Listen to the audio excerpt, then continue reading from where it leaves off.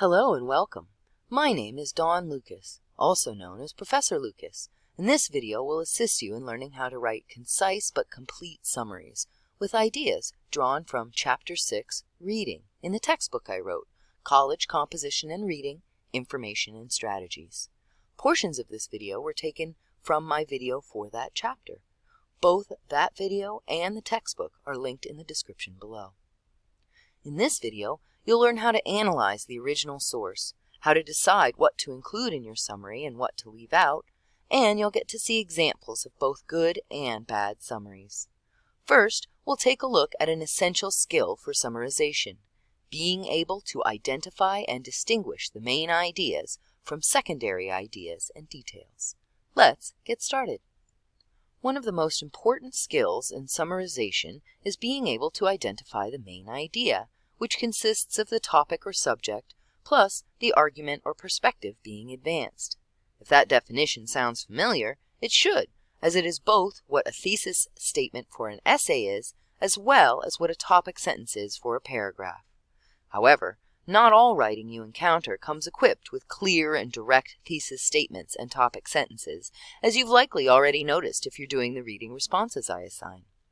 However, just because main ideas are sometimes hard to identify doesn't mean that you shouldn't bother.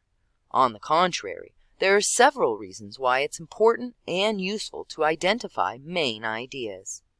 First and most importantly, knowing the main idea means you understand what the author was trying to get across. It also helps you interpret the information and arguments given, including giving you guidance about what's a main idea and what's a trivial detail or tangent, as well as knowing why each belongs in the group it's in. Knowing why details are relevant to the thesis also helps you remember them better. Another advantage of knowing the main idea is that it helps you read more quickly and more efficiently, as you can pay more attention and concentrate harder on important aspects, while reading more quickly past unimportant aspects. Identifying these main ideas is also the main skill needed for writing summaries. You'll use these often in your academic life, both because teachers often assign summaries to check student understanding, and because you'll use summaries in your own papers as support of your ideas. Because of its utility in getting information conveyed in a concise manner, the ability to write a good summary can often be useful in the working world as well. Finally, identifying main ideas is an excellent and useful skill for studying. Writing summaries or outlines, both of which use main idea identification, are both excellent ways to take notes, giving you not only something to look at later, but also more engagement with the material. Simply doing the summary and consciously picking out the main ideas will help you both understand and remember the material better. Students often have ineffective practices for summarizing, such as choosing some sentences to copy and others to leave out. But this copy and paste method is counterproductive, and many passages don't have the explicit topic sentences that this method relies on. Summary should be a process in which ideas of the passage are related to one another, weighed and condensed, a process of synthesis and evaluation, not mere copy and paste selection. Repeated reference and generalization are two methods you can use to condense information and decide what's important when what you're reading doesn't have explicit topic sentences. Repeated reference, as you might guess, capitalizes on the fact that the more an idea is referred to by other ideas, the more important it is. Logically, something that keeps being referred to is important to what the author has to say.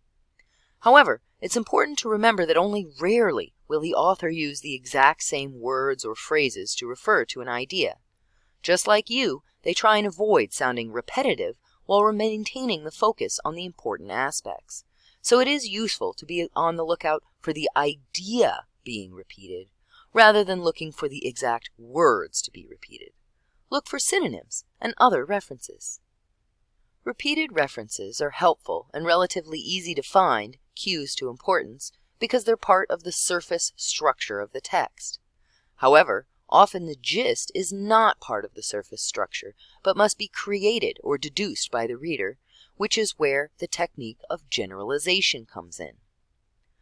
Researchers identified 3 processes that go into constructing a gist or a basic understanding of the core of a piece of writing.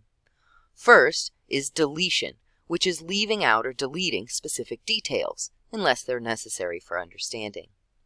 Then we have generalization, which means that for each group of ideas, paragraph, or group of paragraphs, substitute a sentence that pulls together the specific ideas, general enough to cover the details, but not vague. Try to find a way to group or categorize the ideas together. And finally, what they called construction, which is where you build new ideas and understanding through critical thinking skills such as inferring. Determining the thesis or coming to a conclusion about the text as a whole are both kinds of construction. Really, it's any idea that isn't contained in the original text, and thus that you have to construct for yourself. So then, while you can use repeated reference to determine which ideas or concepts are the most important, you can use generalization to transform lists of specific details or examples into more general statements that will be useful not only in writing a summary, but in getting an idea of what the overall concept or gist of the reading is. Being able to take specific statements and translate them into a general category based on their similarities is an important skill in being able to do generalization well. Both of these skills can help you identify main ideas, which in turn can help you write summaries. Understanding the main ideas is also key for effective studying. It doesn't matter how well you learned something if what you learned wasn't what you were supposed to have learned. To get a better idea of how these 2 techniques can work together, let's take a look at an example. As I mentioned, repeated reference can help you decide what information is the most important. For example, this original passage is mostly just a list of details. In case you can't see it, I'll read it out loud, but feel free to skip past that portion if you can read it. It says, following James Marshall's discovery of gold at Sutter's Mill in 1848, California's population leapt from 14,000 to 250,000 in only 4 years. Between 1850 and 1859, miners extracted 28,280,711 fine ounces of gold. California has the largest economy in the United States and, in 1997, was the first state to reach the $1 trillion benchmark in gross state product. In 2012, California was ranked the 9th largest economy in the world. California grows more than 3.3 million tons of wine grapes on over 540,000 acres each year and produces roughly 90% of all U.S. wine. The highest and lowest points in the continental United States are located within 100 miles of one another in California. Mount Whitney measures 14,505 feet, and Badwater Basin in Death Valley is 282 feet below sea level. Considered to be the hottest, driest place in the United States, Death Valley often reaches temperatures greater than 120 degrees Fahrenheit during the summer and averages only around 2 inches of rain each year. With a trunk slightly greater than 102 feet in circumference, the General Sherman in Sequoia National Park is the largest living tree, by volume, in the world. It is estimated to be somewhere between 1,800 to 2,700 years old. Despite its urbanization and the loss of land to industry, California still leads the country in agricultural production. About half of the state's land is federally owned. National parks located throughout the state are devoted to the preservation of nature and natural resources. Now, if we were to look for repeated references, we can see that there's a lot of numbers indicating how big or extreme things are. So, notes for repeated reference might look like this. Lots of gold, lots of money, big economy, lots of grapes, high and low points close to each other, hottest and driest place, extreme weather, biggest tree, most agriculture. Looking at this list, then, the bottom line for what's being referred to a lot is that California is a state with lots of big and extreme things, from agriculture and economy to natural features like the weather and the landscape. From that, we can make a generalization about this list of details, that California is a land of natural extremes, with the largest economy and most agriculture in the entire country, as well as extreme weather, a high and low point less than 100 miles apart, and the largest living tree in the world. Even that might be a bit specific, and kind of reads more like a summary than a statement of the main idea, so we can condense it down further, removing more of the specifics while still capturing the main idea, and say that California is a land of extremes, from economy to topography and weather. Now that you've seen a bit about how to identify the main idea, let's look at summaries themselves. As noted in your textbook, summaries' talent for condensing information makes them a popular form of communication in both formal and informal settings, and an invaluable skill in college. As I'm sure you know, a summary is a brief and condensed version of information given in your own words. When you are assigned an academic summary, or do one as a study aid, it should generally be brief, complete, and objective. Whenever a summary is presented by itself, and not as part of another piece of writing, it should have these features. On the other hand, if you are using summary as a tool to put information into a pie paragraph, for example, then there are slightly different guidelines for this different writing situation. These summaries will still be brief. If anything, they'll be even more so than the standalone summaries I was discussing a moment ago. But they'll be much more narrowly focused. When doing an assigned summary, what's important is anything the author considers important. When using summary as a tool, what's important shrinks, becoming only those aspects that are salient or relevant to the point you're trying to make. Thus, these types of summaries are often shorter and leave out aspects the author considered important points. These types of summaries will often be much more subjectively phrased as well, with charged language used to influence the reader's reaction. However, for either type of summary, you nearly always want to mention the author, the title of the work you're summarizing, and the overall point or gist of the writing right at the start of your summary. Finally, when you are writing your summary, remember to focus on the main idea and evaluate whether certain details or topics should be included by deciding how connected or relevant they are to the main idea of the writing. Now that you've heard about the basics of writing a good summary, let's look at some not-so-good examples and evaluate what's wrong at them, as well as looking at a well-done summary. Obviously, the first step to doing a summary is to read the original passage. This passage, about the ancient philosopher Socrates, reads, "Socrates is unique among the great philosophers in that he is portrayed and remembered as a quasi-saint or religious figure. Indeed, nearly every school of ancient Greek and Roman philosophy, from the skeptics to the Stoics to the Cynics, desired to claim him as one of their own. Only the Epicureans dismissed him, calling him, quote, the Athenian buffoon." End quote. Socrates and his followers expanded the purpose of philosophy from trying to understand the outside world to trying to tease apart one's inner values. His passion for definitions and hair-splitting questions inspired the development of formal logic and systemic ethics from the time of Aristotle through the Renaissance and into the modern era. Moreover, Socrates' life became an exemplar of the difficulty and the importance of living and, if necessary, dying, according to one's well-examined beliefs. In his 1791 autobiography, Benjamin Franklin reduced this notion to a single line: humility. Imitate Jesus and Socrates. Now that we've looked at our original passage, let's check out some examples of summaries. First, I'll read the summary, and then I'll give you a moment to decide what, if anything, is wrong with it before I share my own evaluation. The first summary reads, "Socrates was really famous.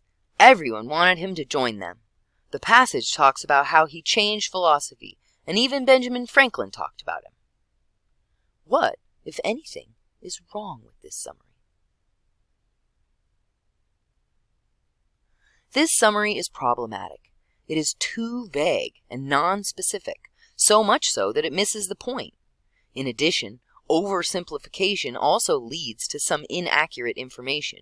For example, really famous is not the same as being seen as a figure with religious importance. Our next summary reads, Socrates is unique because he was seen as a religious figure. Most of the ancient schools of philosophy said that he was like them, except for the Epicureans.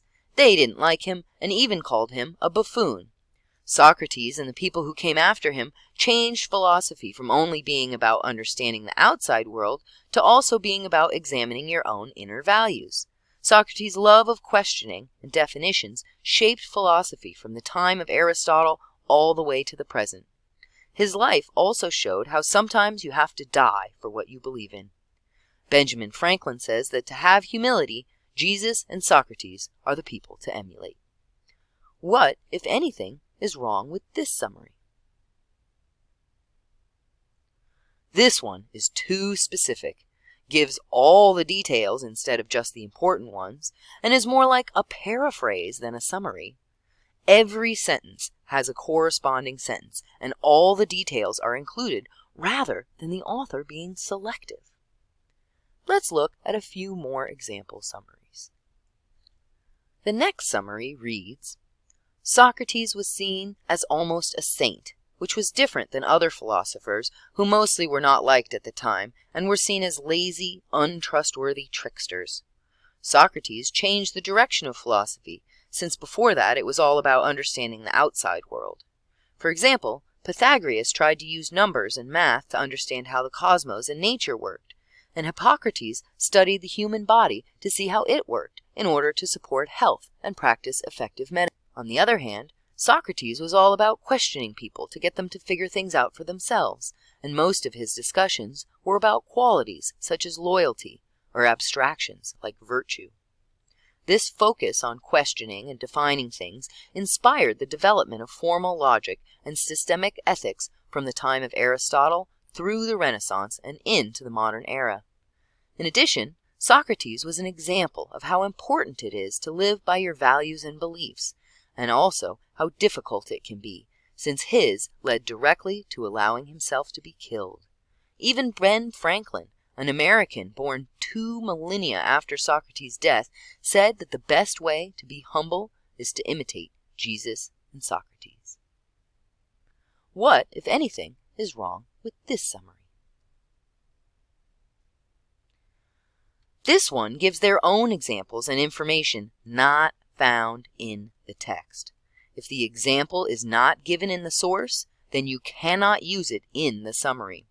You're welcome to include it after the closing citation shows that you're no longer summarizing, but a summary should only include information that is in the source and nothing that you make up. It also has the phrase, inspired the development of formal logic and systemic ethics from the time of Aristotle through the Renaissance and into the modern era, taken directly from the original, but without quotation marks, which is a very serious problem that technically qualifies as plagiarism. Finally, it is way too long. It's actually 2 lines longer than the original. If your summary is as long or longer than the original text, you are doing it wrong. Whew! Only one more example summary left. Our final summary reads, Socrates was different than most philosophers because he was seen in an almost religious light, such as when Ben Franklin said that to have humility, one must, quote, imitate Jesus and Socrates, end quote. Socrates sent philosophy down a new path. Previously, philosophy focused on understanding nature and the outside world. Socrates and those who came after him again focused on definition and systemic thinking, which are still influential in modern times. Socrates lived and died by his beliefs, and lives on as an example of the importance and difficulty of doing so. What, if anything, is wrong with this summary? This final summary is a good example. It has a focus on the important ideas in the author's own words. It's condensed. It leaves out details while containing the most important information. This is the kind of summary you should strive for, particularly when doing an assigned summary. Thank you for watching. I hope that this overview was helpful and illuminating and has helped you understand how you can summarize more effectively. Please don't hesitate to contact me with any questions you may have about the material. I am always happy to help.